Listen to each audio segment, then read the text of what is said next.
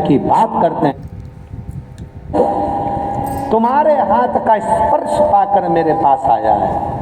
आज के बाद संसार का मनुष्य जब पारिजात का फूल मुझे देगा तो वो तोड़ कर देगा तो फल नहीं मिलेगा, पर भूमि पर पड़ा हुआ देगा तो मैं राम के रूप में उसको स्वीकार करूंगा।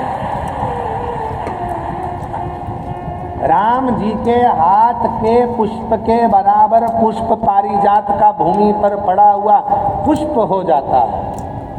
और दुनिया के लोग बात करते हैं कि ये पानी मत चढ़ाओ, वो पानी मत चढ़ाओ, ये मत करो। शिव जी को ये कई लोग कह देते हैं ये बेलपत्र तुम्हारी पूरी टूट गई है, ये बेलपत्र खंडित हो गई है, ये खंडित बेलपत्र है, शिव जी को मत चढ़ाओ, इसकी एक पत्ती नहीं है, शिव जी को मत चढ़ाओ, ये बेलपत्र का आधा टुकड़ा है, शिव जी को मत चढ़ाओ, ये बेलपत्र का इतना सा टुकड़ा है, शिव जी को मत चढ़ाओ। शिव महापुराण की कथा जिसने पढ़ी नहीं है वो व्यर्थ की बात करते हैं। और जिन्होंने शंकर जी को जान लिया, शिव महापुराण में यहाँ तक लिखा है कि अगर बेलपत्र के 1,00,000 टुकड़े हो जाएं और बेलपत्र सूख भी जाए, सूख उसका चूरा बन जाए और चूरे का भी एक तिनका मात्र भी शंकर को चढ़ जाए तो सहस्त्र बेलपत्र के फल के बराबर फल प्राप्त हो जाता है।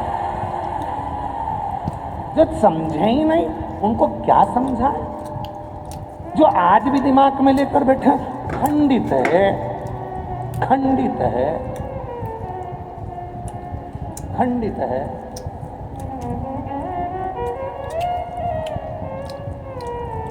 खंडित है कई लोगों के दिमाग में बैठा रहता है। और आप लोगों से निवेदन है, आज की कथा में से ये वाला वीडियो काट के डाल देना आप लोग। जो लोग कहते हैं बेलपत्र खंडित है, बेलपत्र का टुकड़े से टुकड़ा, टुकड़े से टुकड़ा भी अगर है और वो भी अगर शिव को समर्पित है तो वो भी सहस्त्र बेलपत्र के बराबर हमें फल दे रहा है। सहस्त्र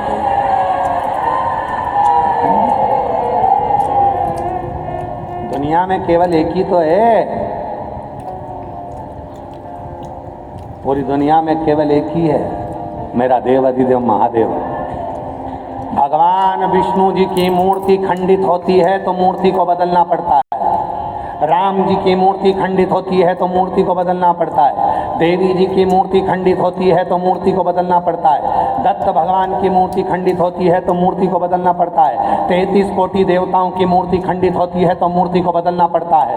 और महादेव का शिवलिंग यदि खंडित भी हो जाता है तो वह अखंडेश्वर महादेव कहलाता है। शिव जी का शिवलिंग भी अगर खंडित हो जाए तो वो खंडित नहीं माना जाता। 1000 टुकड़े हो जाएं तो खंडित नहीं माना जाता। उसके टुकड़े टुकड़े हो जाएं तो भी खंडित नहीं माना जाता।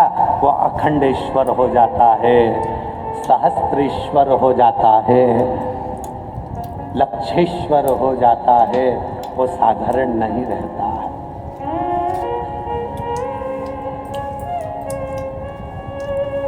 लक्षेश्वर अखंड है, वो खंडित ही नहीं हुआ। सारी दुनिया में सबसे ज्यादा आक्रमण अगर द्रोहियों ने करे हैं तो काशी पर करे हैं। अगर विधर्मियों ने सबसे ज्यादा आक्रमण करे तो काशी विश्वनाथ पर करे। सब कुछ तोड़ लिया उन्होंने, पर काशी आज भी अजर और अमर जैसी खड़ी की खड़ी है। अजर अमर है। गली गली के मकान तोड़कर देख लो, हर मकान के नीचे से शिवलिंग निकलेगा, हर होटले के नीचे से शिवलिंग निकलेगा, हर भूमि के नीचे से शिवलिंग निकलेगा। विद्रोहियों ने पूरी तरह से शिवलिंगों को खंडित कर कर देख लिया, पर उनको क्या मालूम था ये विश्वनाथ है जो दुनिया का भरण पोषण करने वाला है। ये कभी खंडित नहीं होता, ये तो अखंड है और अखंड ही रहेगा। ये अखंड है और अखंड ही रहेगा। ये कोई साधारण नहीं है, इसको समझना साधारण नहीं है।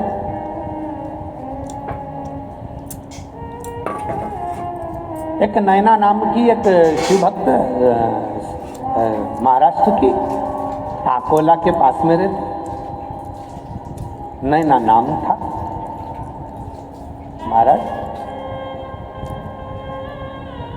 हम चतुर्वेदी जी उसका पत्र अगर हमारे पास में होगा तो हम उस पत्र को सोशल मीडिया पर जरूर डालेंगे। हम श्योर जाकर ढूंढवाएंगे उस पत्र को। अगर पत्र, नैना नाम की एक लड़की आकोला के पास की,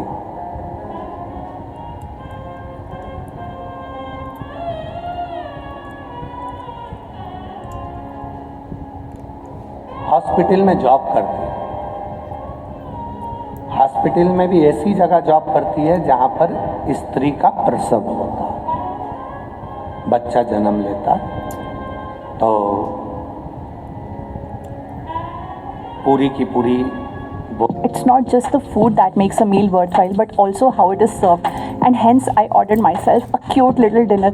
के कारण बस रक्त में अधिक में हो जाता है और वो पूर्ण तरह से गंदी हो जाती। वो कहती कि मैं पूरा, मेरा शरीर गंदा हो जाता। अब बच्चा जन्म लिया, अब ये तो माएँ जानती हैं, माँओं को मालूम है कि प्रसव के समय पर बच्चा जब जन्म लेता है तो कितना कितना वहाँ रक्त आदि गंदा हो जाता है।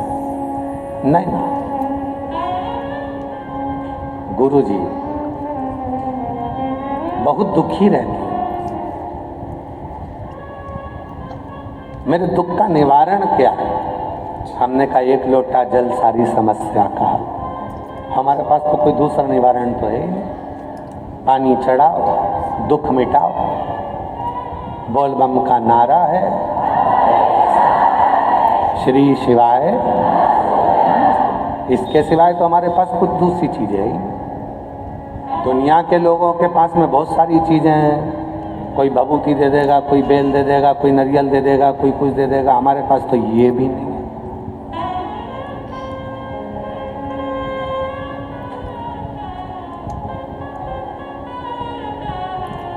हमने कहा नहीं ना, तुम एक काम करा करो, रोज शिव जी को जल चढ़ाया करो। गुरुजी हॉस्पिटल में जाने की जल्दी रहती है, जल चढ़ाऊं कैसे? हॉस्पिटल से आती हूं तो गंदी हो जाती हूं, जल चढ़ाऊं कैसे?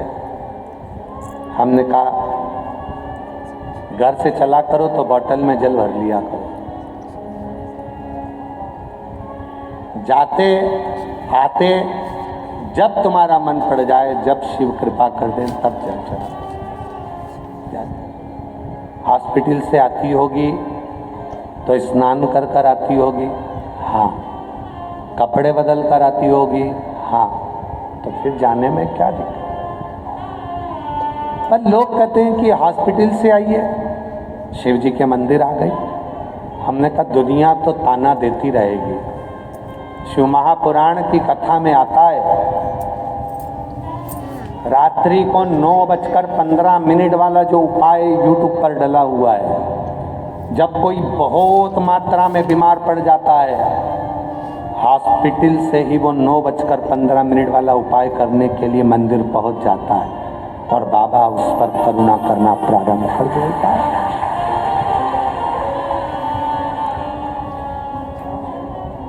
शिव गंदा शरीर नहीं देखे हैं, शिव गंदा मन देखते हैं।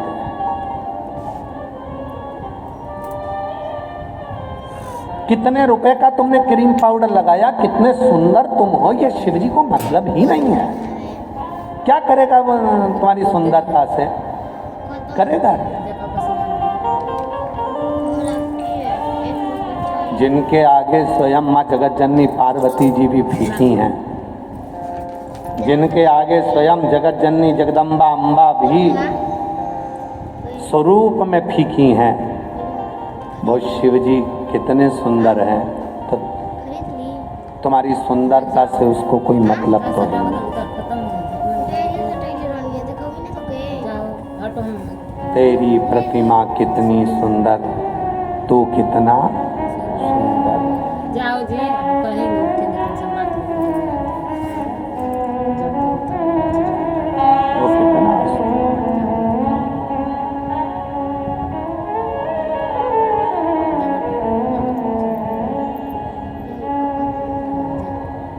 कितना सुंदर होगा। तेरी प्रतिमा कितनी सुंदर, तो कितना सुंदर, तो कितना सुंदर।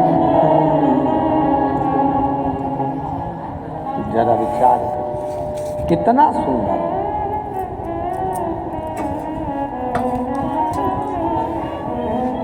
वो कितना सुंदर हो सकता है। तुम्हारी सुंदरता से मतलब नहीं है, तुम्हारी सुंदरता से कोई मतलब नहीं, कोई मतलब।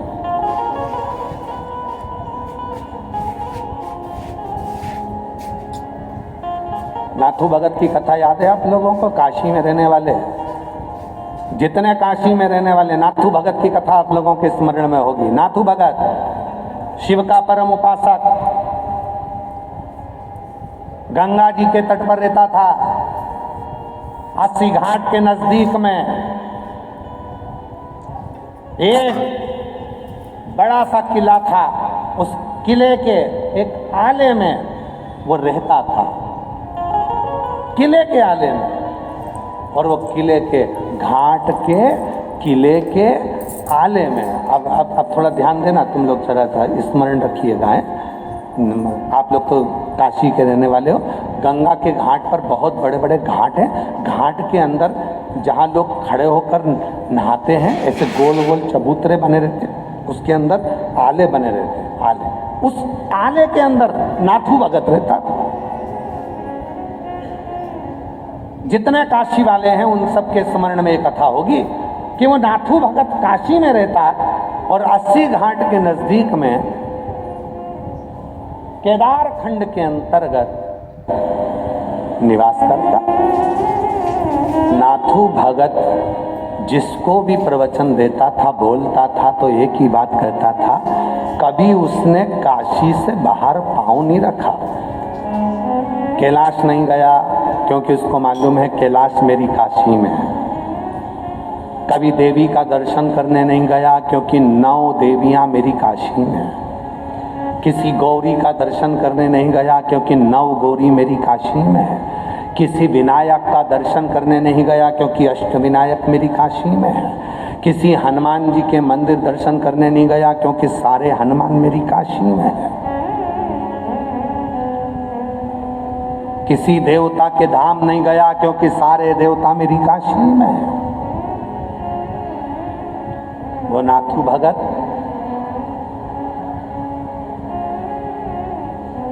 10 साल में उसका एक नियम था, वो भंडारा करता था। कितने साल में? 10 साल में भंडारा करता था वो नाथू भगत। भंडारा कैसा करता था? तुम भंडारा कैसे करते हो? पूड़ी बनाते हो, सब्जी बनाते हो, बिस्कुट बांटते हो, टॉफी बांटते हो, सब कुछ बांटते हो। वो नाथू भगत वो कहता था, मैं भंडारा उस चीज का करूंगा जो मेरे शिवजी ने मुझको दिया है। जो मेरा है ही नहीं उसका मैं भंडारा कैसे करूं? 5000 रुपए तुम दो, आज खीर बांटेंगे, ये भंडारा नहीं है। तेल का पीपा तुम दो, आज पूरी सब्जी बनाकर बांटेंगे, ये भंडारा नहीं है। आज बटुकों का भोजन होगा, मालपुआ रबड़ी बनेगा, 20,000 रुपए तुम दो, ये भंडारा नहीं है। कहीं से लेकर आ गए दे दिया, ये भंडारा नहीं है। नाथू भगत काशी की पवित्र भूमि का वो संत था शिव का। वो कहता था, मेरे भगवान ने जो मुझे दिया है मैं भंडारा उसका करूंगा। क्या करता था?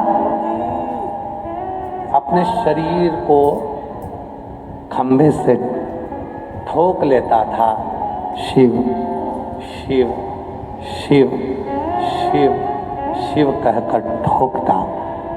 शरीर में घाव हो जाते, शरीर में घाव होते, उसमें कीड़े पड़ जाते, शरीर के अंदर कीड़े पड़ते और वो कीड़े शरीर को खाते।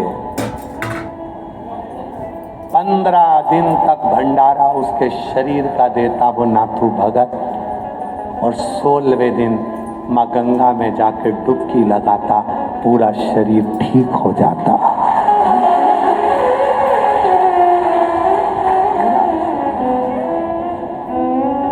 पूरा शरीर ठीक। काशीवासी वो नाथू भगत को भूल नहीं सकते, उसके भंडारे को कोई भूल नहीं सकता। धन का भंडारा नहीं था, तन का भंडारा था। जैसे ही गंगा जी की डुबकी लगती थी पूरा शरीर ठीक हो जाता। ये काशी है, इस काशी को लोगों ने हल्के में ले लिया है। आज नए नए लोग आकर बस गए काशी में, तो सोचते हैं कि काशी हम देख रहे हैं कि कमाई का स्रोत हो गया। आज नए नए लोग काशी में आकर बस गए, थोड़ी सी प्रॉपर्टी खरीद ली और सोच लिया कि हमने होटल, हमने बिल्डिंगें बना ली तो काशी हमारी हो गई। काशी तुम्हारी नहीं है, काशी नाथू भगत जैसे की है, जो गंगा में नहाते से शरीर को ठीक कर लेगा। काशी को पहचाना क्या पहचाना? और बाबा जी आज हम कहें आपसे एक कथा, अभी तो हम विश्वनाथ शिव महापुराण की कथा कर कर जा रहे हैं। यहाँ से चौथा दिन है, आज 3 दिन और बचे हैं। पर चतुर्वेदी जी और पूरी टीम और बाबा जी सब ध्यान रखना, जब एक बार कथा करने के लिए वापिस आए तो काशी के भक्तों की कथा सुनाकर जाएंगे कि काशी के भक्त कैसे हैं। कैसे काशी के भक्त थे, कि उन काशी के भक्तों का क्रम क्या रहा है, उन काशी के भक्तों का क्रमता क्या रही है, उन काशी के भक्तों की सराहना क्या रही है। कहीं मिलेगा नाथू भगत जैसा जो अपने शरीर का भंडारा देता हो, गंगा में डुबकी लगा के शरीर को ठीक कर लेता हो। नाथू भगत।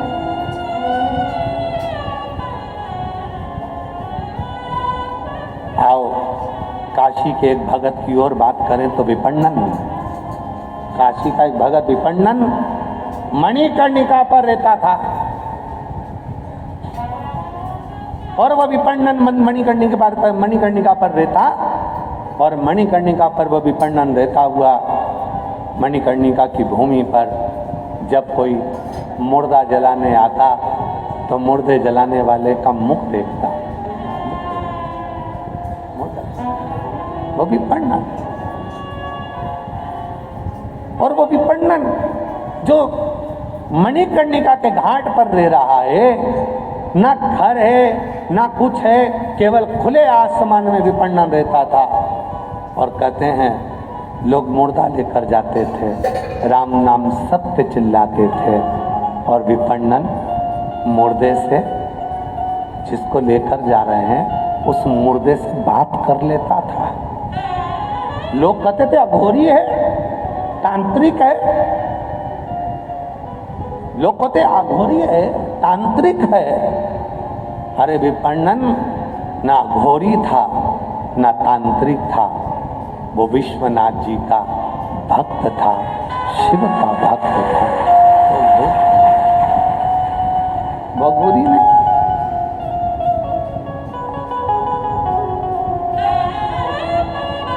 और मैंने लाख सहारे छोड़ दिए, बस तेरा सहारा।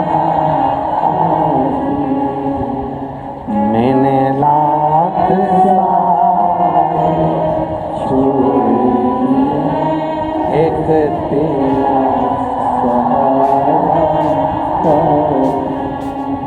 बस तेरा सहारा काफी है, बस तेरा सहारा काफी है।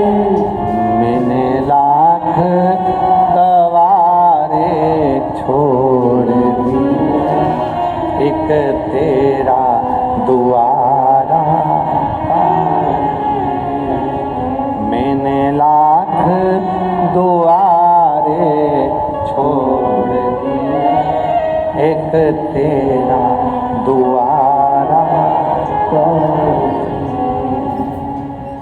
मैंने बस एक द्वारा, एक दरवाजा देख लिया, वो तेरा।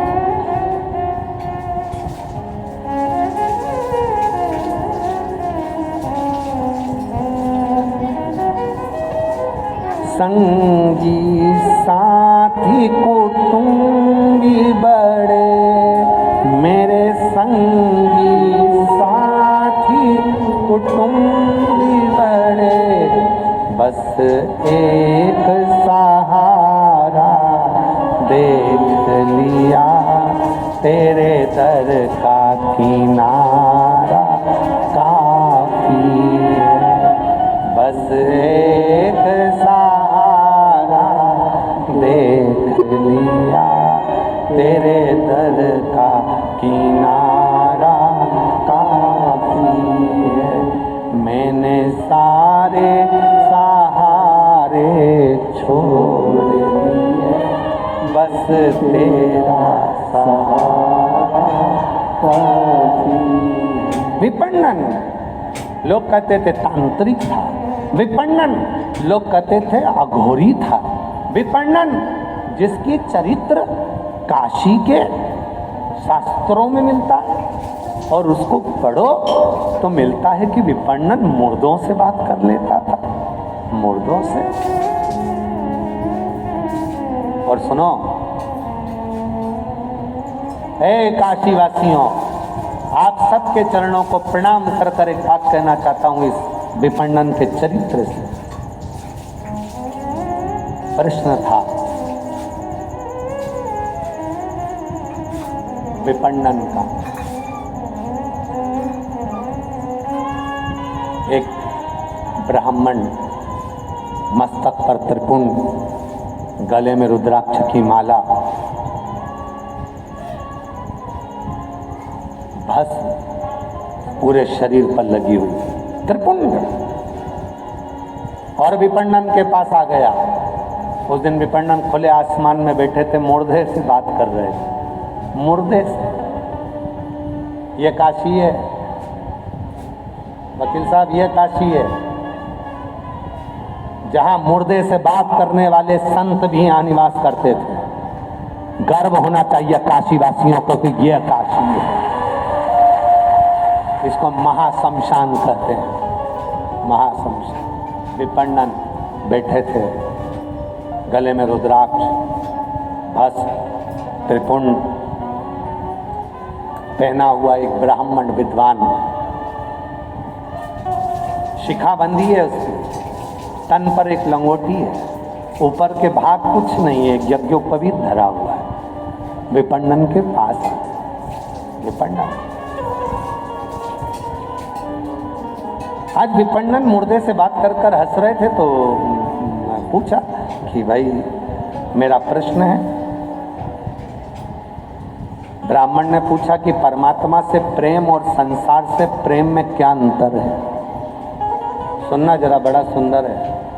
परमात्मा से प्रेम और संसार से प्रेम में क्या अंतर है। विपणन ने जो कहा हम आज की भाषा में सुनाएंगे पूरा। Enhance your trading potential with customized option chains. Analyze stock movements. Make informed trades. Open free demat account. Investments in securities market are subject to market risks. Read all the related documents carefully before investing.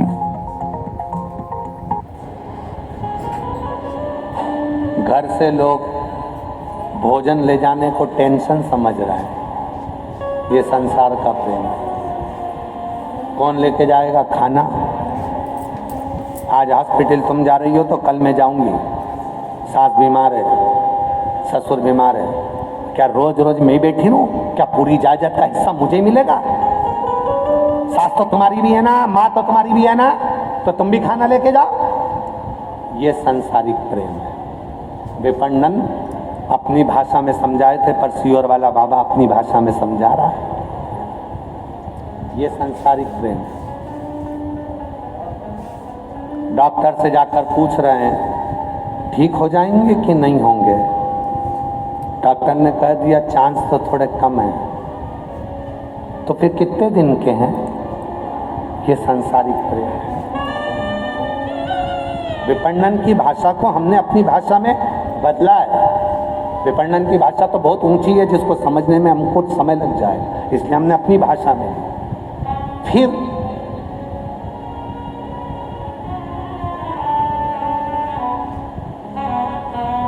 Doctor साहब,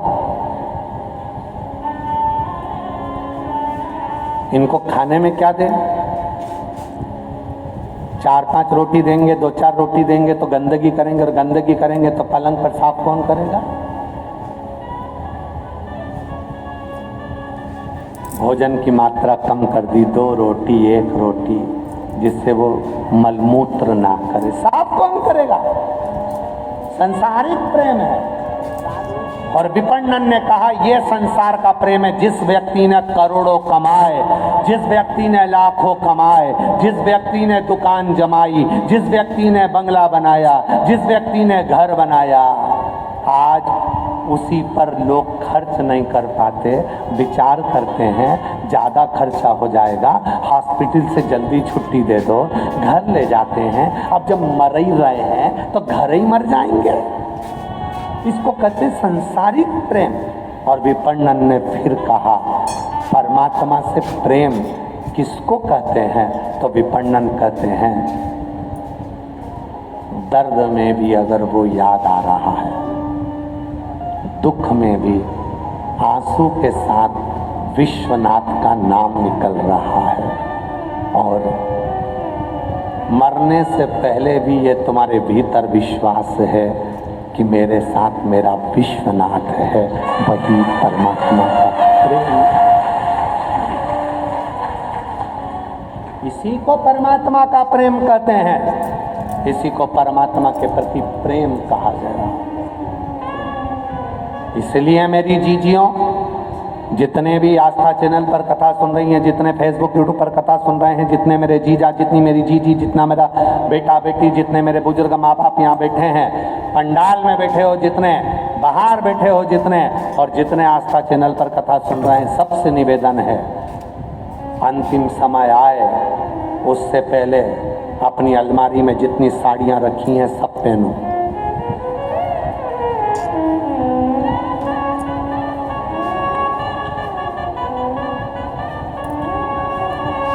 कोई कहे कि बुढ़ापे में beauty parlour जाती है, हाँ जाऊंगी, तेरे बाप का क्या जाता, जा चल जा जा। बता 60 साल 70 साल की हो गई, इतनी हीरोइन बन के रहती है, मेरी मर्जी।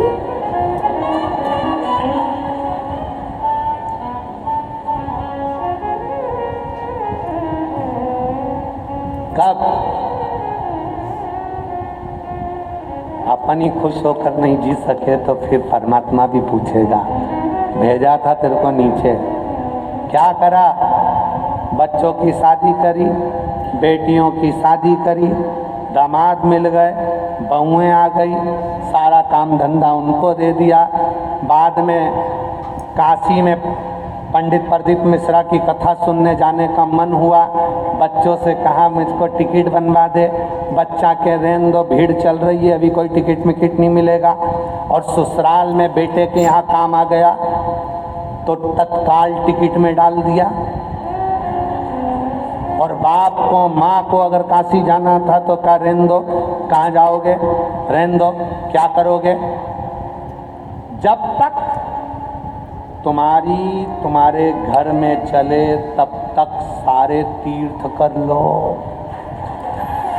सारे तीर्थ। जब तक तुम्हारे घर में चले तब तक दान पुण्य कर लो। फिर तुम 5 रुपए भी निकाल के दान नहीं कर पाओगे, क्योंकि कैमरे लगे होंगे। वो कैमरे कौन से हैं? तुम्हारे पोता पोती। वो कैमरे कौन से हैं? तुम्हारे बच्चे। जैसे ही बुआ घर में आई राखी पे, और घर के जितने पोता पोती सब दादी के कमरे में। क्यों? बुआ जी आई है, बुआ जी आई है। बुआ जी से इतना प्रेम नहीं है बच्चों को, वो तो उनकी मम्मियां ठोक ठोक के भेजती है, जब तक बुआ रहे तब तक दादी के कमरे में रहना और देखते रहना दादी क्या क्या दे रही है। और बच्चे पूरी चौकीदारी करते, इतने इतने से बच्चे, 2 चोटी बंदी, बहुत जोरदार का कैमरा है। देख के तुरंत गई मम्मी, आज दादी बुआ जी को पलंग में से निकाल के लाल कलर की चुंदड़ी वाली साड़ी दे रही थी। कैमरा, और वो कैमरा कैच कर गई। बहू ने ध्यान दे लिया, साड़ी दी है, हाँ। जब बुआ जी जाने लगी तो बहू भी कहने लगी अपने अपने पतियों से, देख लो आई थी तो एक बैग लेके आई थी, जा रही 4 लेके। कैमरा है, कैमरा, कैमरा।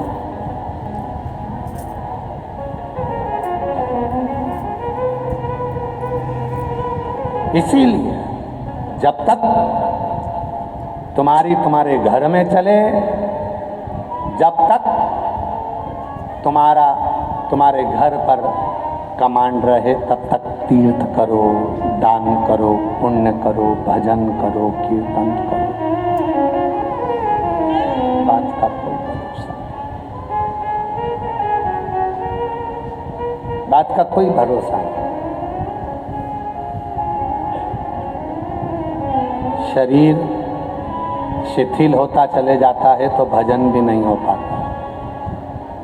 बंसल जी, अभी तो शरीर चल रहा है तो कथा भी हो रही है, जब शरीर शिथिल हो जाता है तो कथा, भजन, कीर्तन कहाँ होता है? बहुत। फिर तो एक ही बात रहती है, अंत समय प्रभु आना वचन दिया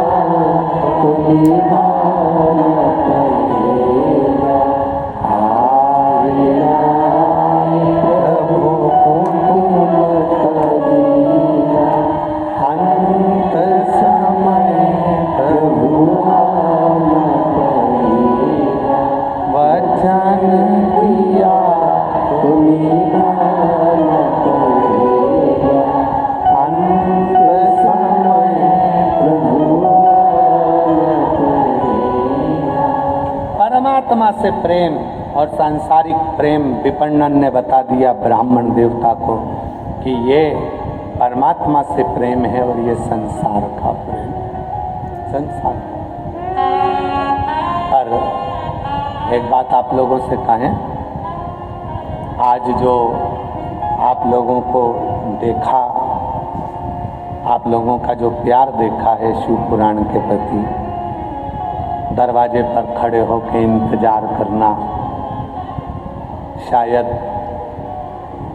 दुनिया में पहली व्यासपीठ होगी जिसके लिए दरवाजा भी बंद कर दिया जाता है कि कोई आए ना। पर पहली व्यासपीठ देखी होगी दरवाजा बंद करने के बाद भी कूद के आ जाते।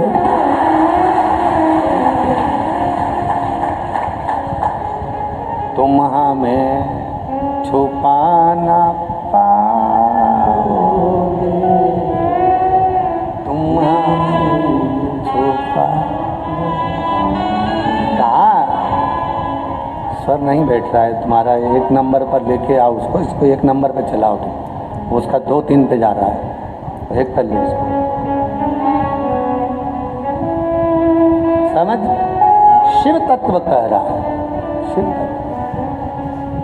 शायद पहली व्यासपीठ है जिसको रोकने के बाद भी लोग शिव भक्त, और ये प्रदीप मिश्रा जी के लिए नहीं आ रहे, सीहोर वाले बाबा के लिए नहीं आ रहे, आपके दिल में जो शंकर जी बैठे हैं, विश्वनाथ जी बैठे हैं, शिव बैठे हैं, आप उस शिव को पाने के लिए, शिव से शिव का मिलन करने के लिए शिव पुराण है। और शिव से शिव,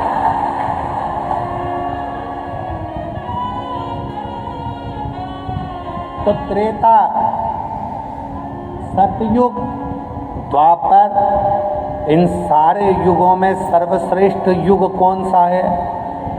कलयुग। अगर आप सब सतयुग में होते तो हवन कर रहे होते, तप कर रहे होते, आंख बंद करके बैठना होता तुमको 4-6 घंटे तक। त्रेता में होते तो भी तुम्हें तप करना पड़ता, द्वापर में होते तो भी तुम्हें यज्ञ करना होता, पर कलयुग इतना सरल, एक लोटा जल सब संसार।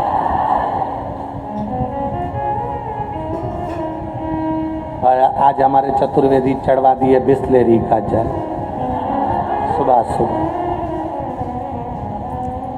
सुबह जल ढूंढ रहे थे मंदिर में, जल ना मिला तो चतुर्वेदी जी बोले ले बिस्लेरी का है।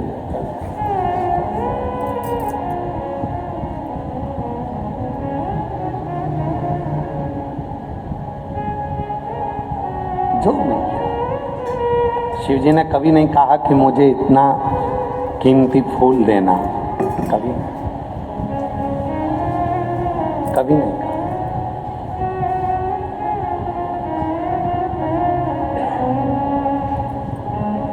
कभी नहीं शिव जी ने कहा कि मुझे इतना कीमती सामान दो, इतना कीमती फूल दो, इतना कीमती सामग्री मुझे दो। शिव जी तो बोलते हैं, शंकर भगवान की कथा तो यहाँ तक कहती है कि कीमती सामान तुम घर छोड़ के आओ, एकदम फ्री होकर आओ,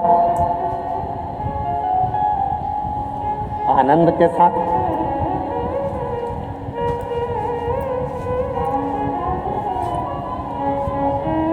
जमुनादास जी का चरित्र कथा है ना, 252 वैष्णव की वार्ता में सेठ, एक भगवान का भक्त था जमुनादास।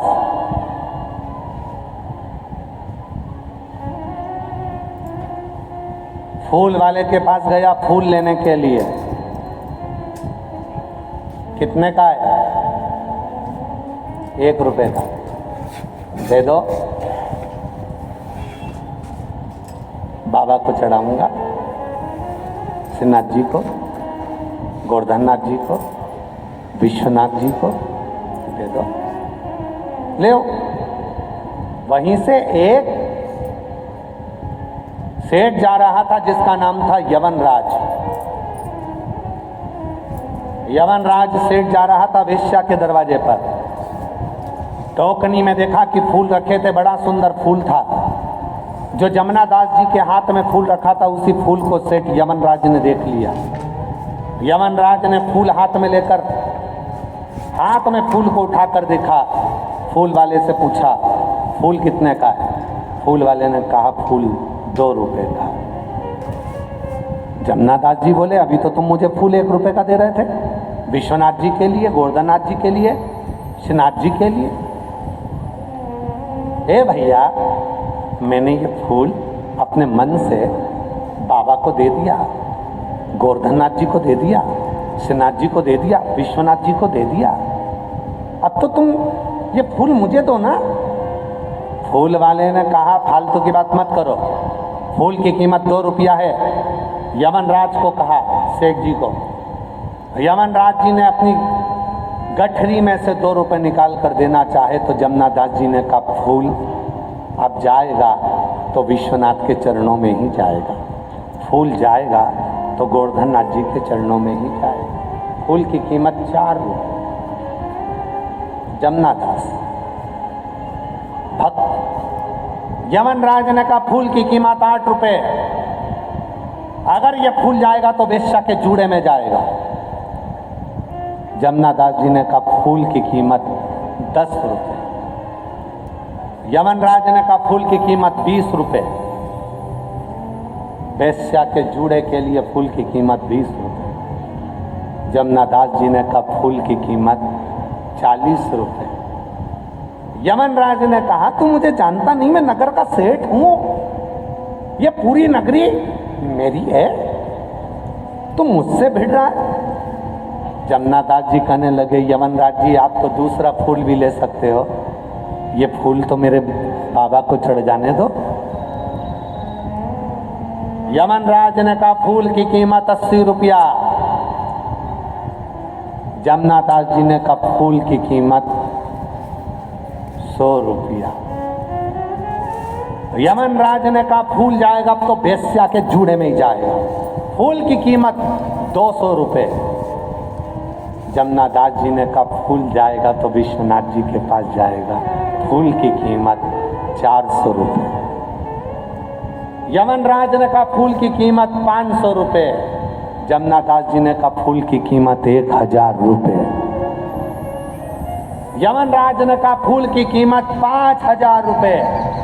जमुना दास जी बोले फूल की कीमत 10,000 रुपये। 10,000।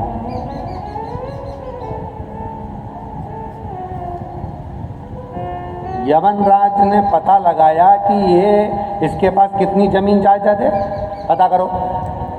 पूरी जमीन बेच देगा 50,000 में बिक जाएगी, इससे ज़्यादा नहीं होगा इसके। यमनराज ने कहा फूल की कीमत 25,000 रुपये। जमुना दास जी बोले फूल तो विश्वनाथ के पास जाएगा, फूल की कीमत 50,000 रुपये। 50,000। यमनराज ने मन में विचार करा फूल की कीमत मुझे दुगनी बोलना पड़ेगी, 1,00,000 रुपये मुझे फूल की कीमत लगाना पड़ेगी। 1,00,000 में तो मैं 10 वेश्या लाके खड़ी कर दूंगा। अगर एक वेश्या को 1,00,000 का फूल दूंगा तो 10 वेश्या मेरे पास खड़ी होगी। यमनराज ने फूल इतनी स्टाइलिंग, इतनी हीट, इतनी शूट्स, बाल तो झड़ते ही हैं। हम बेच दिया। 50,000 का फूल खरीद कर जब गोवर्धननाथ विश्वनाथ के पास पहुँचे, जैसे ही फूल चरणों में तो 10 वेश्या मेरे पास खड़ी होगी। यमनराज ने फूल की कीमत नहीं लगाई। जमुना दास ने अपनी जमीन, घर सब बेच दिया।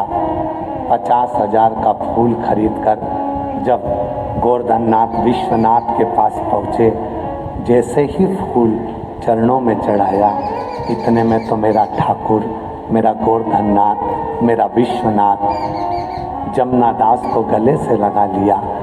गजब की कीमत लगाई।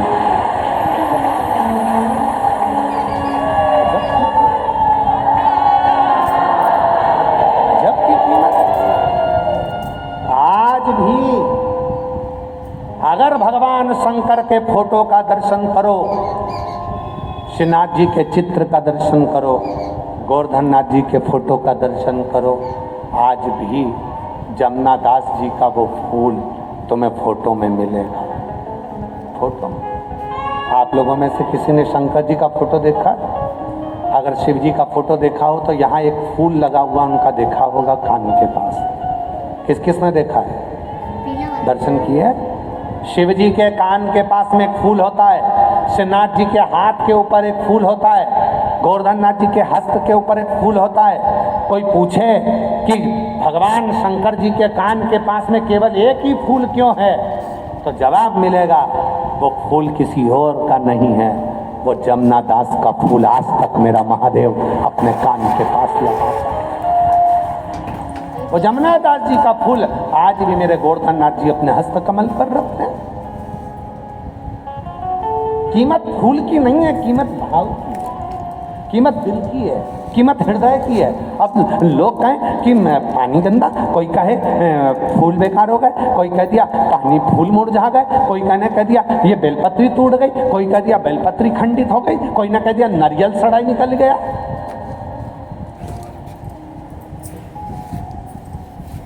अरे भाई तुम पहचाने कहाँ? शंकर जी को तुम अभी पहचाने नहीं। अरे पूरी जिंदगी निकल जाएगी तो भी लोग शिव जी को नहीं पहचान पाएंगे, पूरा जीवन।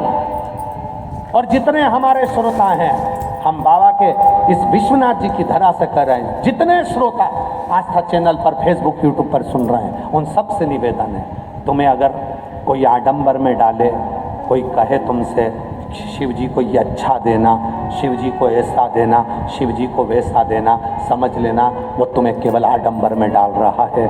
शिव जी को तो केवल तुम्हारा दिल चाहिए, भाव चाहिए, श्रद्धा चाहिए। शिव जी नहीं। आओ कुबरेश्वर बाबा की धरा पर, सीहोर की पवित्र धरा पर, पवित्र सीहोर की भूमि पर आना और पवित्र सीहोर की भूमि पर आकर कुबरेश्वर बाबा के धाम जाना। कुबरेश्वर बाबा के धाम पर जाकर आप दर्शन करोगे, जहाँ बैठोगे वहीं पे तुम्हें कंकर शंकर मिलेगा, जहाँ बैठे हो वहीं बेलपत्र पड़ी हुई मिलेगी, कहीं बैठे हो वहीं पर लोग पूजन करते हुए दिखते हैं। कई लोग कहते हैं कि यहाँ का मैनेजमेंट सुधारना चाहिए, यहाँ लोग हर कहीं बैठकर पूजन कर देते हैं, मैनेजमेंट सुधारना चाहिए। हम उनसे निवेदन करते हैं, ये भूमि कंकर शंकर की है। जहाँ व्यक्ति कंकर उठाता है, बैठता है, दिल से बात करता है, चले जाता है, वहाँ जैसे ही एक कंकर उठाकर वो लेकर गया, फिर वो जो 4 कंकर पड़े हैं उसका कोई महत्व नहीं है। वो जो एक कंकर ले गया अपने विश्वास से, उस एक कंकर ने शंकर बनकर उसका कल्याण करना प्रारंभ किया। पूरी दुनिया की कावड़ भरना, काशी की कावड़ भरो, सोमनाथ जी की कावड़ भरो, महाकाल जी की कावड़ भरो, ओमकारेश्वर की कावड़ भरो, चाहे तुम नीलकंठ की कावड़ भरो, चाहे तुम पूरी दुनिया की कावड़ भरो, और एक बार अगर कुबरेश्वर बाबा की तुमने कावड़ सीहोर जाकर भरी है और बाबा से दिल से तुमने कुछ निवेदन करा है तो वो खाली नहीं रह सकता, वो मिलेगा, प्राप्त, वो साधारण नहीं। अरे लुटा दिया भंडार काशी, कर दिया काशी, लुटा दिया भंडार काशी वाले, कर दिया काशी वाले। जो जैसी भावना लाया वो वैसा ही फल, नहीं खाली उसे लौटाया वो मन ही मन, और कर दिया माया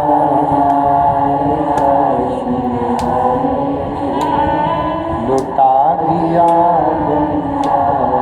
काशी वाले, लुटा दिया काशी वाले, कर दिया काशी वाले। शिव की पूजन में, शिव के प्यार में 3 चीजें जरूरी, सुन लेना सब। शिव की पूजन में और शिव के प्यार में 3 चीजें जरूरी है। पहले नंबर पर वफादारी, बोलो, अगर वफादारी है तो शिव तुम्हारा है।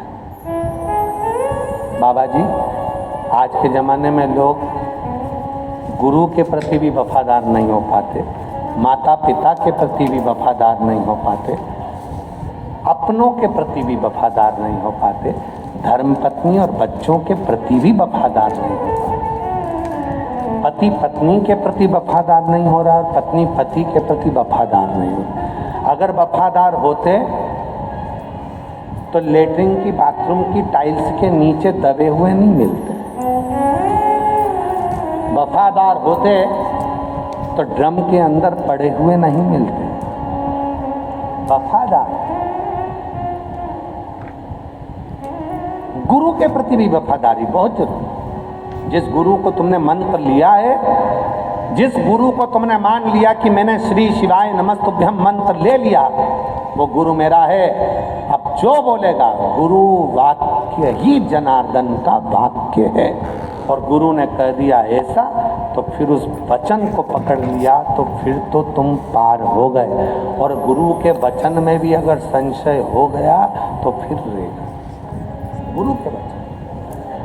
इसीलिए दुनिया के लोगों ने एक वचन पकड़ लिया, एक लोटा जल।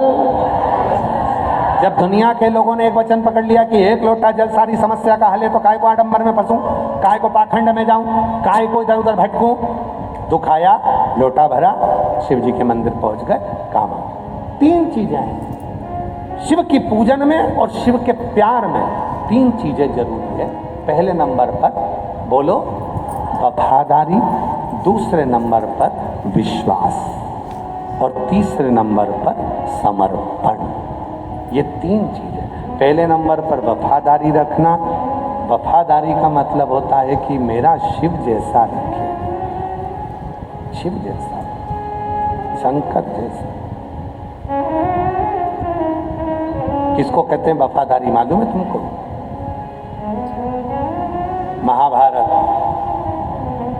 महाभारत का वन पर्व वर्णन करता है। एक पुरुष का नाम लिखा है, शिव जी के एक भक्त का नाम। महाभारत के वन पर्व में शंकर जी के एक भक्त का नाम लिखा है, जिसका नाम है पुरुष मृगा। जम के बोलो, क्या नाम है? पुरुष मृगा। आप सबको मालूम होगा कि अगर कोई बच्चे के मुंह से राल टपकती है, कोई बच्चा हाथ पैर से विकलांग है, बुद्धि से विकलांग है, उसका शरीर सही काम नहीं करता, कोई बहुत ज़्यादा व्यसन में डूबा हुआ है, नशे में डूबा हुआ है, नशा छूट ही नहीं रहा है, पूरा घर किसी एक व्यक्ति को सुधारने में लगा है पर वो सुधर ही नहीं रहा है, तो यही पुरुष मृगा जो महाभारत में वन पर्व के अंदर जिसका नाम आया है, शिव जी का भक्त पुरुष मृगा, इसका नाम लेकर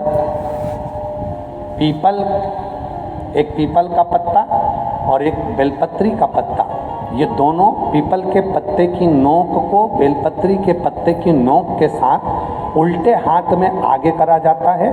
सीधे हाथ से शहद का पानी में थोड़ा सा शहद घुलाओ, वो इस नोक पर किनोर पर डाला जाता है शिव जी के ऊपर, शंकर जी का। नाम क्या लिया जाता है? पुरुष मृगा। नाम देकर जब जल चढ़ता है उसको कटोरी में झेल लिया जाता है।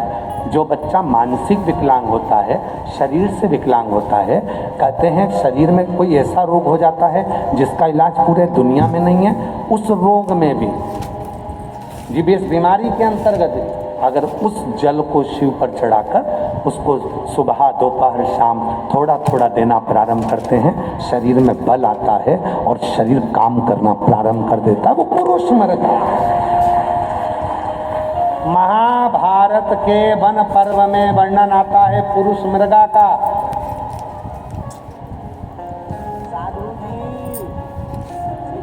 जिसका शरीर पुरुष का था, पांव मृग के थे,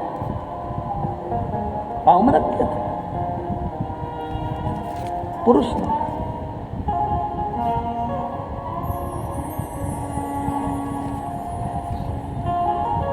यहां तक कथा कथी है महाभारत वन पर्व में, पुरुष मृगा की कथा आती है। शिव भक्त, इसको साधारण नहीं कहेंगे, शंकर का परम भक्त था पुरुष मृगा, परम भक्त। आज भी कहते हैं जिसकी बुद्धि काम नहीं करती है, इधर उधर भटक रही है ना, तो शहद का जल पीपल के पत्ते की नोक और बेलपत्री की नोक दोनों को मिला के शिव जी पे चढ़ाई जाती है और उसका शहद के जल का प्रयोग किया जाता है, बुद्धि सटीक होती है। जो बच्चे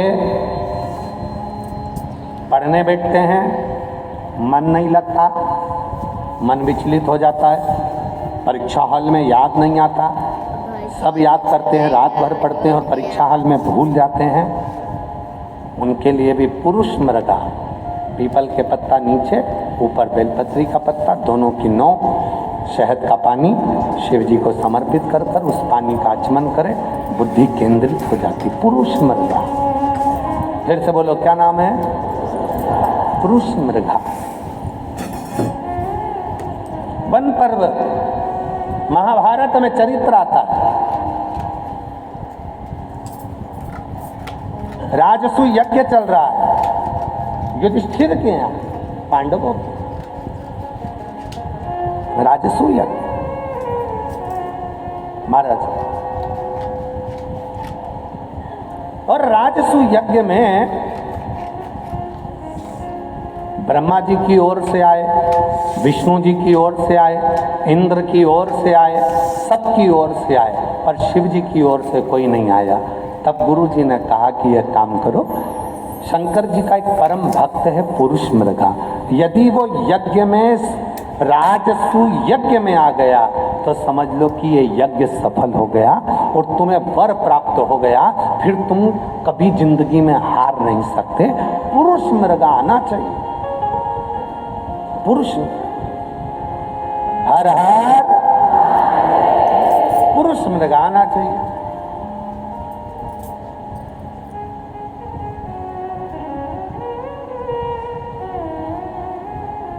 पर गुरु जी ने कहा उसको लाना बहुत कठिन, बहुत कठिन।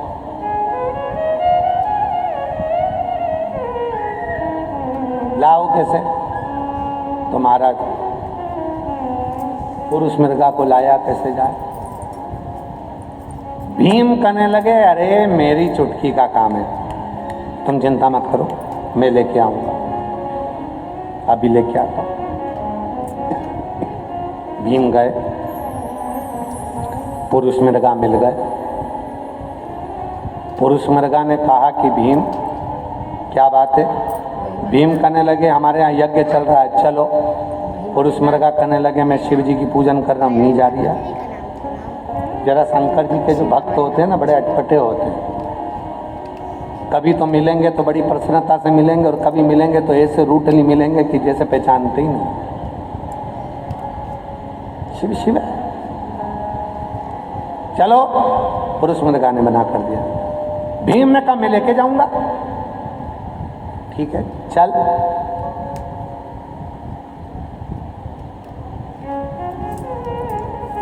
लगा दौड़, जानते ही नहीं क्या था। भीम गए, पुरुष मृगा मिल गए। पुरुष मृगा ने कहा कि भीम क्या बात है? भीम कहने लगे, हमारे यहाँ यज्ञ चल रहा है, चलो। पुरुष मृगा कहने लगे, मैं शिव जी की पूजन कर रहा हूँ, नहीं जा रही है। जरा शंकर जी के जो भक्त होते हैं ना, बड़े अटपटे होते हैं। कभी तो मिलेंगे तो बड़ी प्रसन्नता से मिलेंगे, और कभी मिलेंगे तो ऐसे रूटली मिलेंगे कि जैसे पहचानते ही नहीं। शिव शिव है।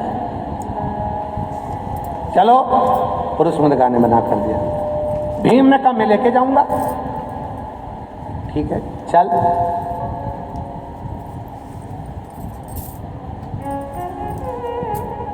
लगा दौड़। अगर तू जीत गया तो मैं हस्तिनापुर जाऊंगा, और अगर हार गया तो तेरे शरीर के 42 टुकड़े कर कर तालाब में फेंकूंगा। मंजूर है, भाग। भीम तो हल्के में ले रहा था शिव जी के भक्त को। शंकर का भक्त कभी हल्के में नहीं लेना चाहिए, बड़ा भारी होता है, बहुत भारी। 100 के करीब में तो हम ही हैं, भारी तो है? शिव का भक्त कोई हल्का है?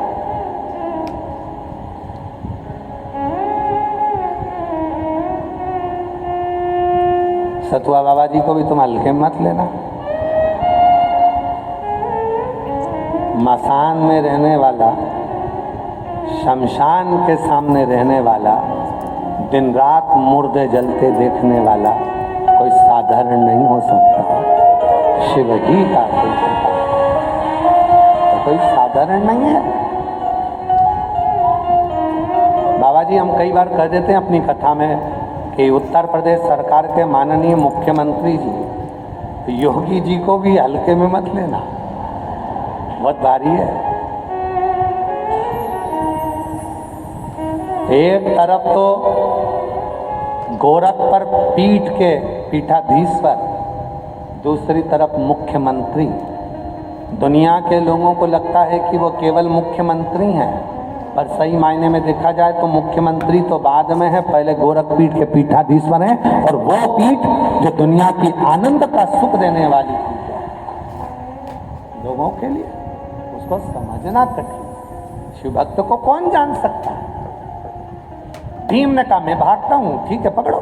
और भीम भागने लगे, और जो भीम भागे उसके पीछे पुरुष मृगा भागा। पुरुष हारने लगा भीम, पकड़ाई में आने वाला था, पकड़ाई में भीम की आंख में से आंसू बहने लगे। दौड़ते दौड़ते भीम रोने लगा, भीम रो रहा। गुरुजी ने युधिष्ठिर, नकुल, सहदेव, अर्जुन सबसे कह दिया अपने भाई के अंतिम संस्कार की तैयारी करो, पुरुष मृगा उसको मार देगा, वह बचेगा नहीं। भीम रोने लगा, दौड़ता दौड़ता थक गया, हारने वाला था। इतनी देर में भीम माँ जगत जननी दुर्गा भवानी को याद करा। भीम की आंख में से आंसू बहने लगे। दौड़ते दौड़ते भीम रोने लगा,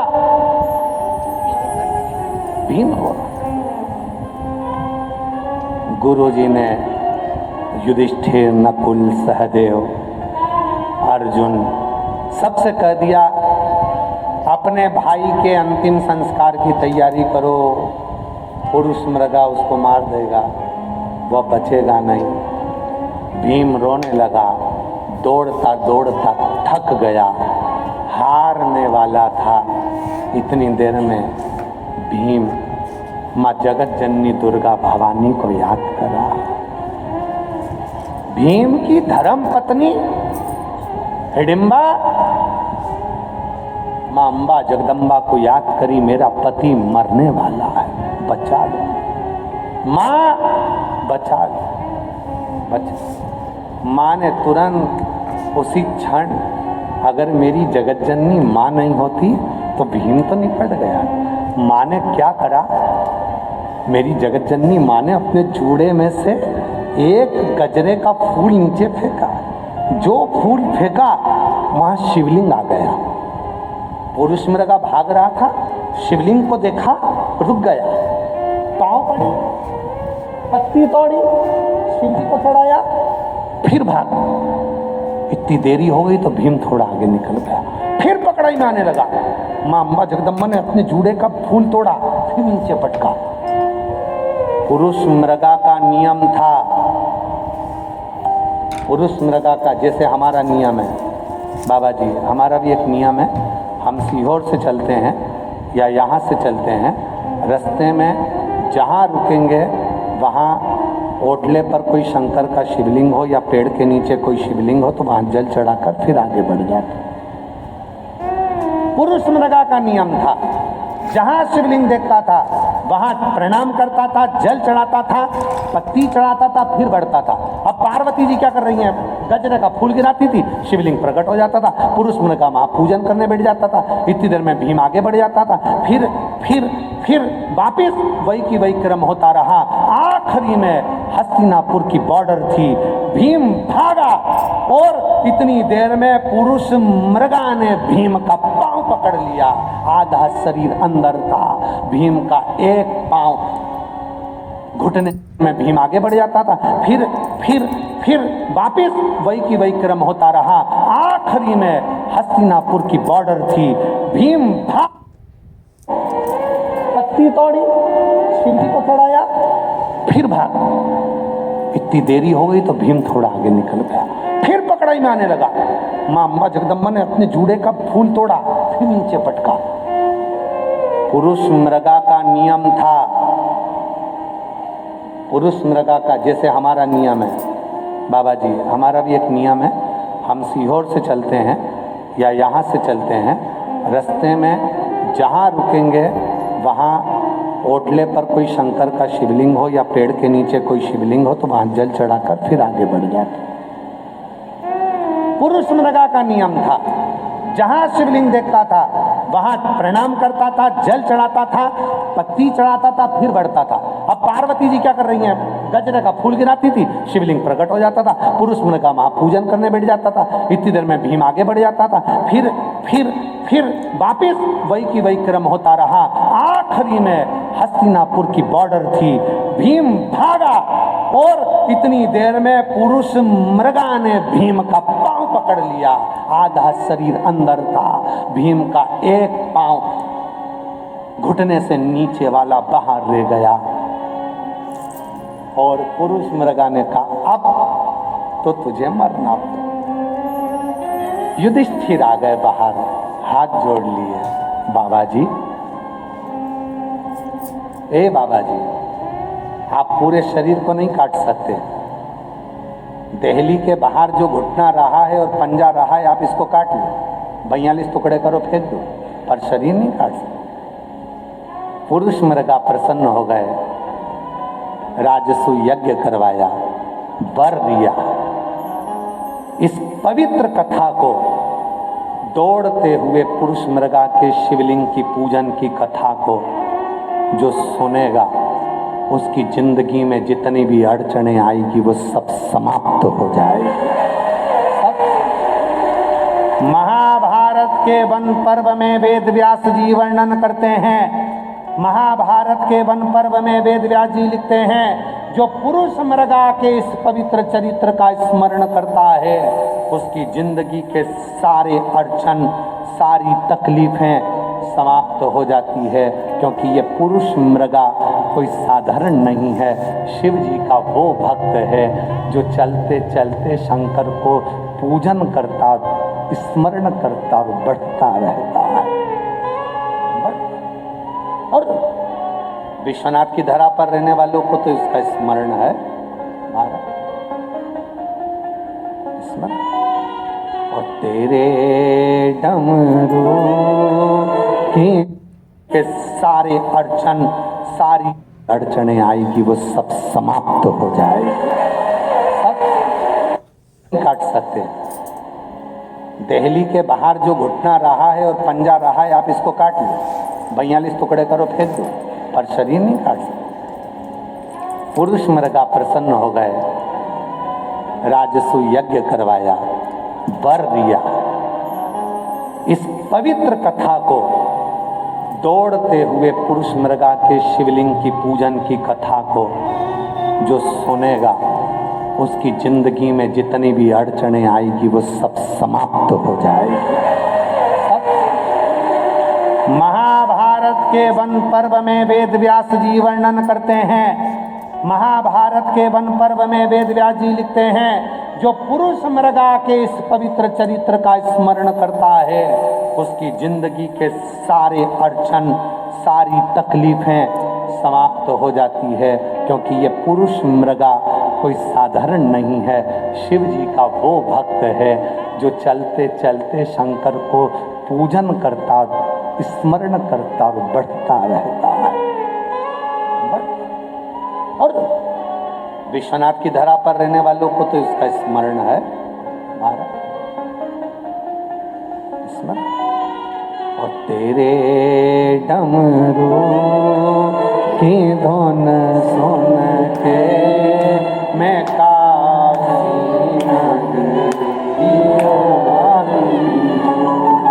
तेरे डमरू की धुन सुन के मैं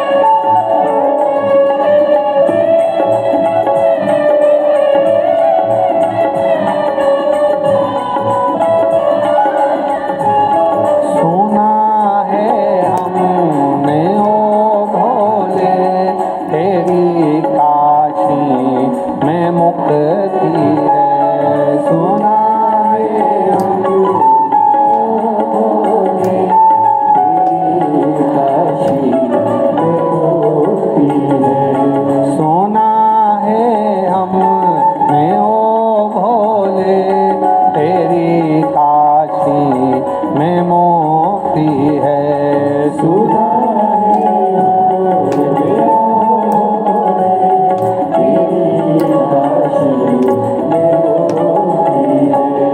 उसी मोती को पाने को मैं काशी नगरी आई हूँ। उसी मोती को पाने को मैं काशी नगरी आई हूँ। मेरे भोले ओ बम बोले मैं काशी नगरी आई हूँ। मेरे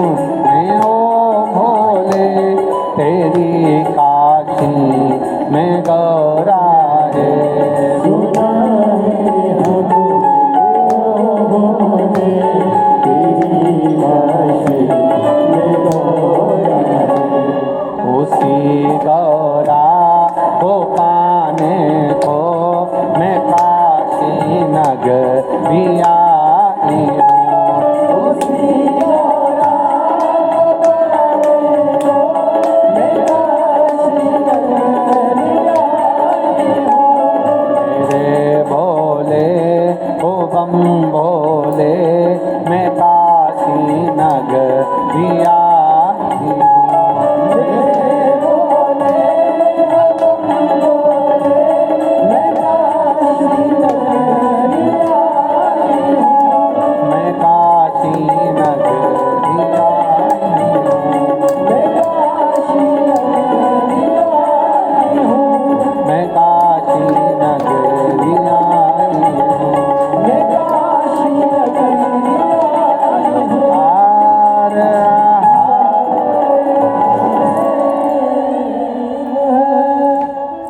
अपने स्थान पर बैठकर बाबा देव अधिदेव महादेव से विनय करें, प्रार्थना करें, निवेदन करें, विनती करें। जहाँ जगह मिले वहाँ बैठ जाओ और बाबा को अपने मन का भाव करिए, हृदय से प्रार्थना करो। बोल बम का नारा है, ये पवित्र कथा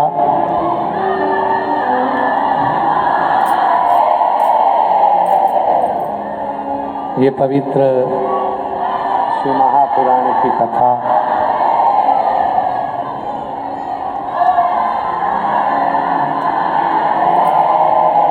बाबाजी आपके चेले ज़्यादा आए हैं। ये पवित्र शिव महापुराण की कथा आज कथा का चतुर्थ दिवस है। चतुर्थ दिवस की कथा चल रही है और ये कथा 15 अगस्त को विराम हो जाएगी।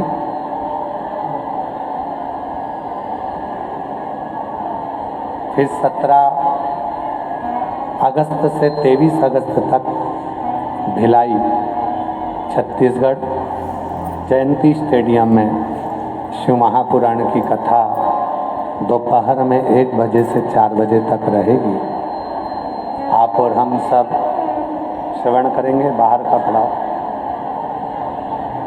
1 बजे से 4 बजे तक जयंती स्टेडियम भिलाई छत्तीसगढ़ में 17 अगस्त से 23 अगस्त तक श्रवण करेंगे। 25 अगस्त को प्रदोष भौम प्रदोष की कावड़ रहेगी सीहोर कुबेरेश्वर धाम की। आप और हम सब कामना की कावड़ कहते हैं उसको।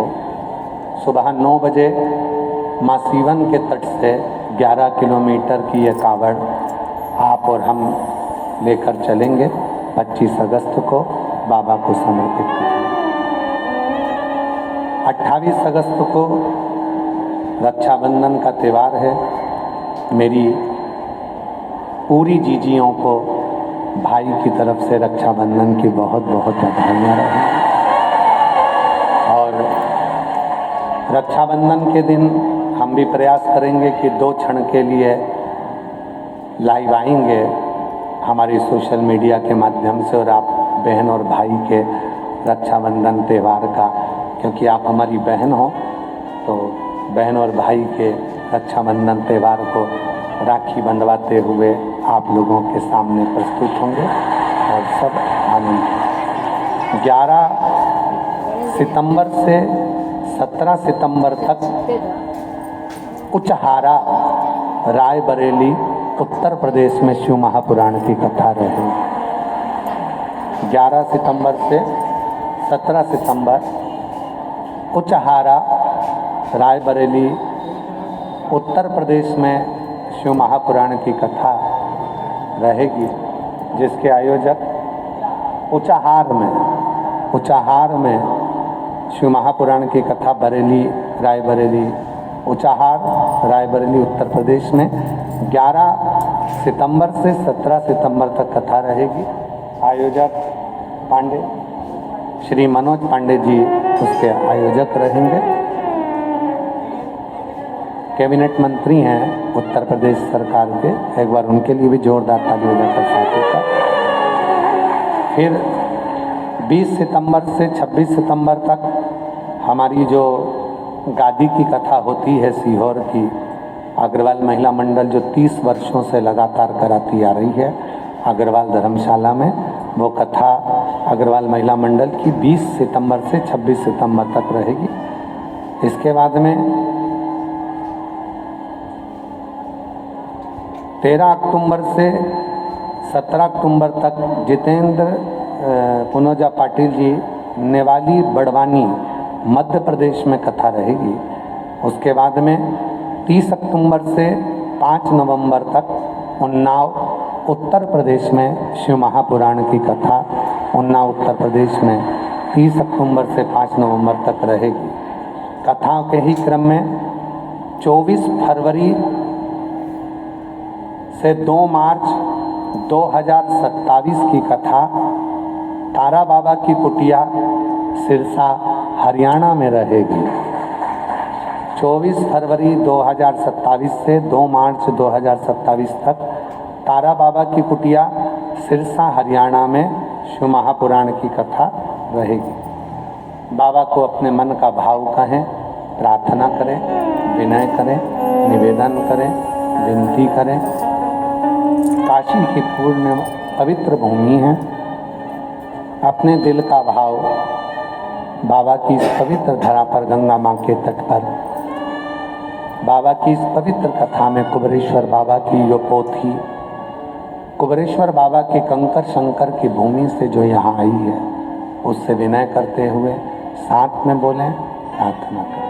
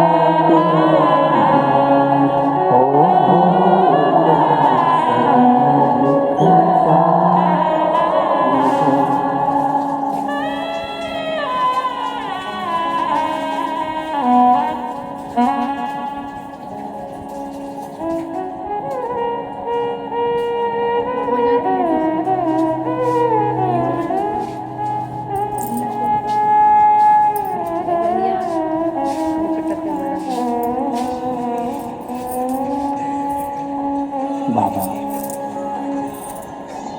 देवादिदेव महादेव भगवान शिवों खड़गामी त्रिकालदर्शी कैलाशी विनाशी भगवान शिव की पवित्र पावन कथा कर रही है। शिव महापुराण की कथा वर्णन कर रही है, शिव तत्व कह रहा है, बाबा की पवित्र कथा कर रही है। माँ जगत जननी जगदम्बा अम्बा जैसे भीम के लिए शिवलिंग की स्थापना कर देती है और पुरुष मृगा उस शिवलिंग को देखकर रुक जाता है, ऐसे ही ये जितने संसार में जितने भी शिवलिंग है,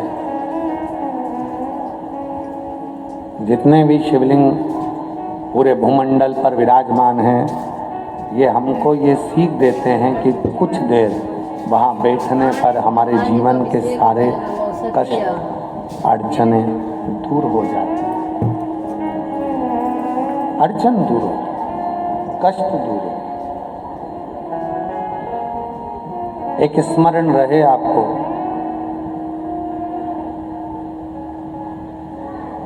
कि शिव जी ने जिनको पकड़ा उनको आखिरी तक नहीं छोड़ा। ये सीख देते हैं कि कुछ देर वहाँ बैठने पर हमारे जीवन के सारे कष्ट अड़चने दूर हो जाते हैं। अड़चन दूर हो, कष्ट दूर हो। शिवलिंग पूरे भूमंडल पर विराजमान है। ये हमको ये सीख देते हैं कि कुछ देर वहाँ बैठने पर हमारे जीवन के सारे कष्ट अड़चने दूर हो जाते हैं। अड़चन दूर हो, कष्ट दूर हो। एक स्मरण रहे आपको,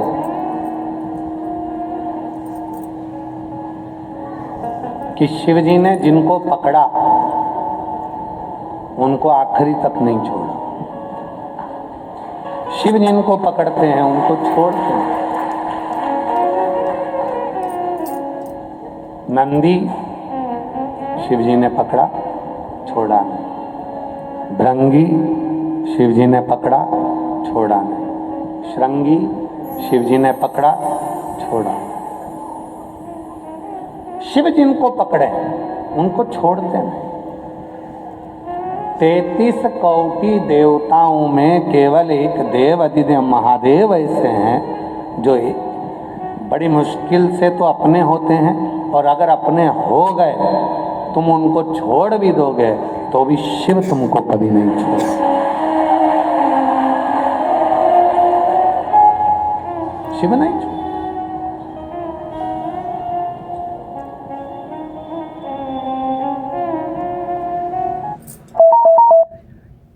में ढूंढा जिन्हें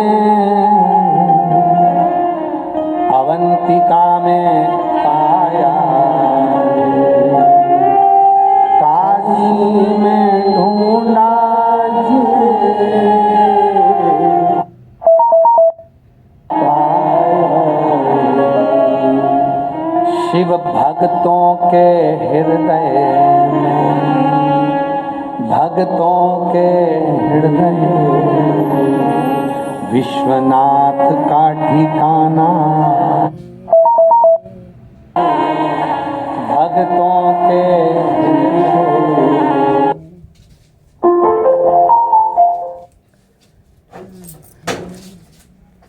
विश्वनाथ का ठिकाना। दुनिया वाले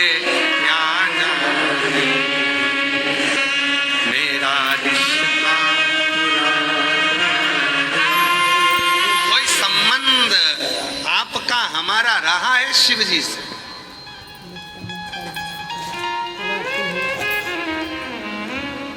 बाबा जी पक्का है हमारा विश्वनाथ जी से कोई पुराना संबंध है, और आपका भी है, और यहाँ जितने बैठे हैं उनका भी है, और जितने आस्था चैनल पर कथा सुन रहे हैं उनका भी है, जो मोबाइल पर कथा सुन रहे हैं उनका भी है।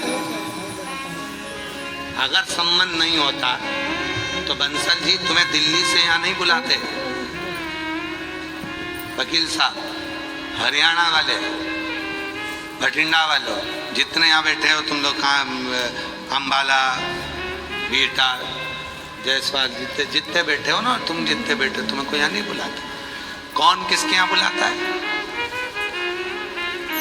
आज के जमाने में शादी होती है तो लोग पड़ोसी को नहीं बुलाते। संबंध होगा तो बुलाएंगे, नहीं तो लोग सगे भाई को नहीं बुलाते। संबंध होगा तो बुलाएंगे। और तुम विश्वनाथ जी की पवित्र भूमि पर अगर शिव पुराण की कथा हो रही है और तुम आए हो तो समझ लेना कि तुम्हारी रिश्तेदारी पक्की है। मंद भारी है।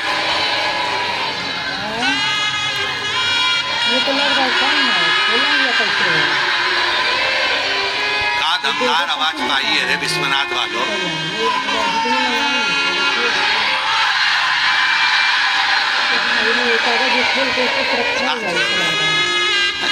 संबंध है तुम्हारा, रिश्तेदारी है तुम्हारी।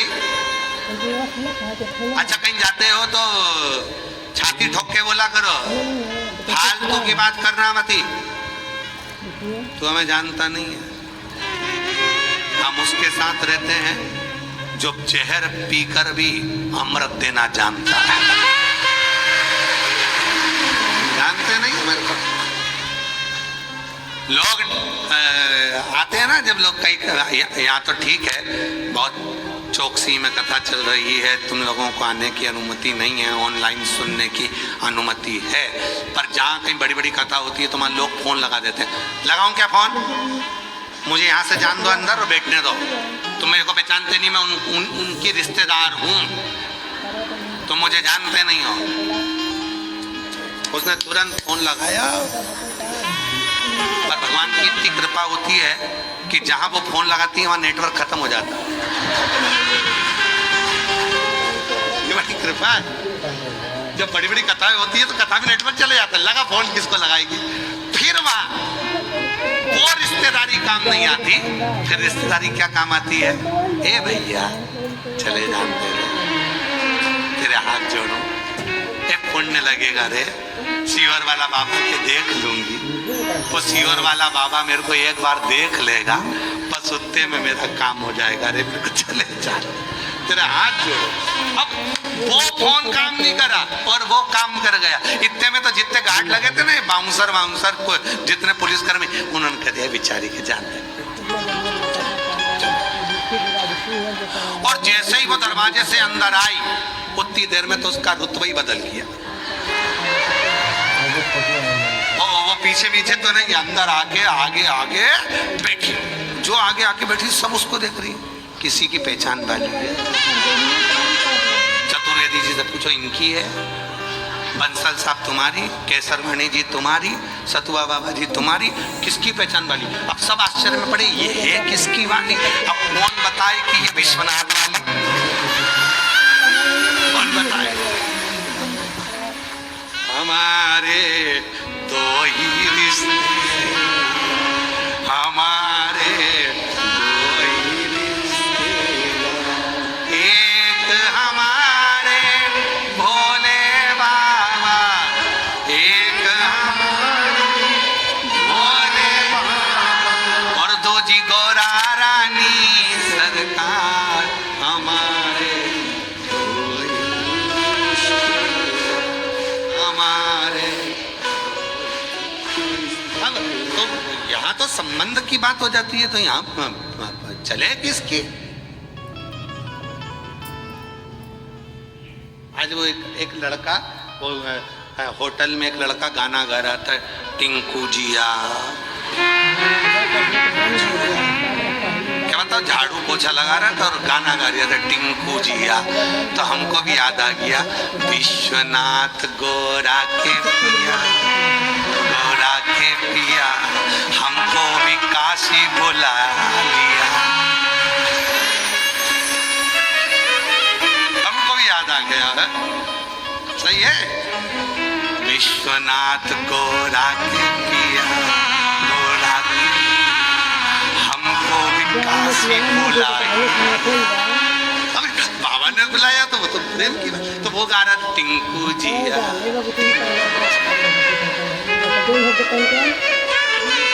हमने भी सोच लिया कितना प्यारा गा रहा है, तो हमने भी सोचा विश्वनाथ गोरा के पिया, गौरा के पिया, हमको भी काशी बुलाई।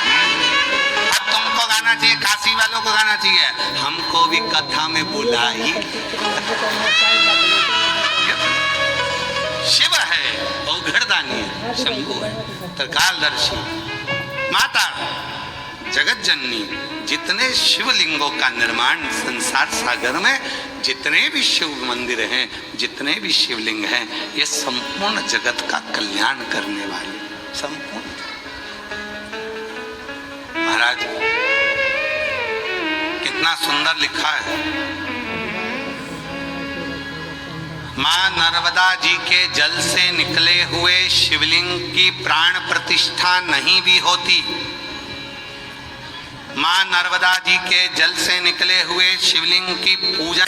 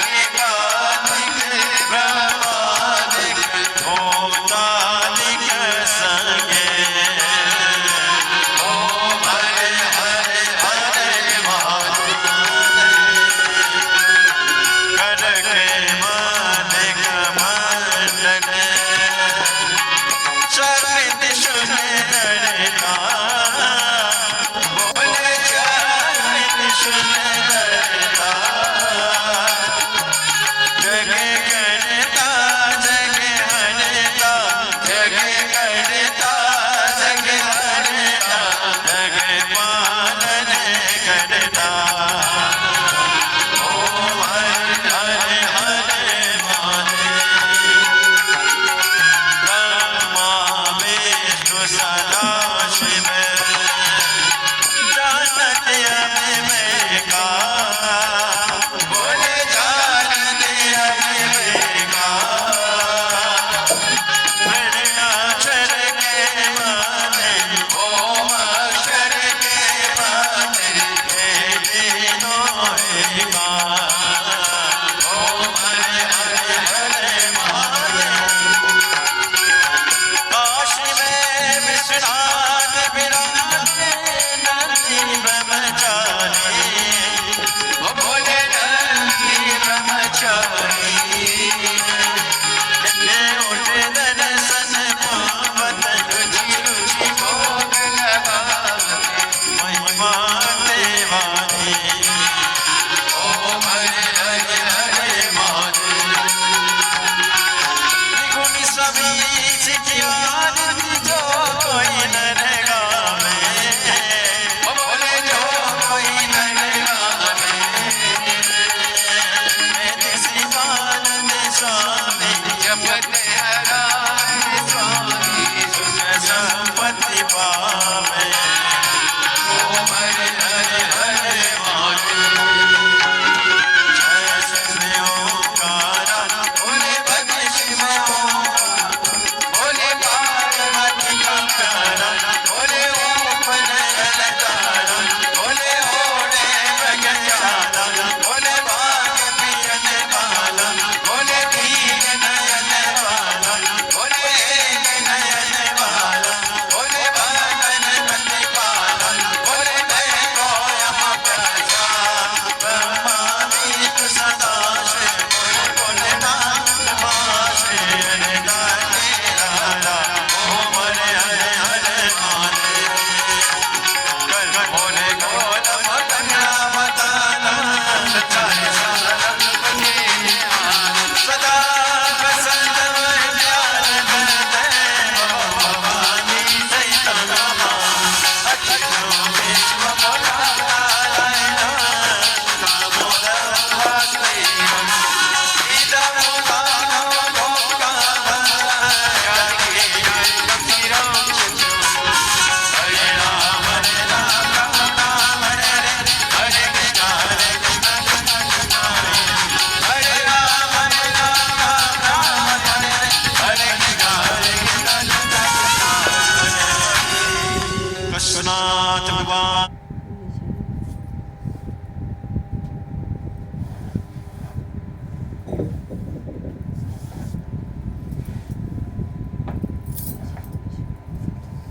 एमनी पटक के लगा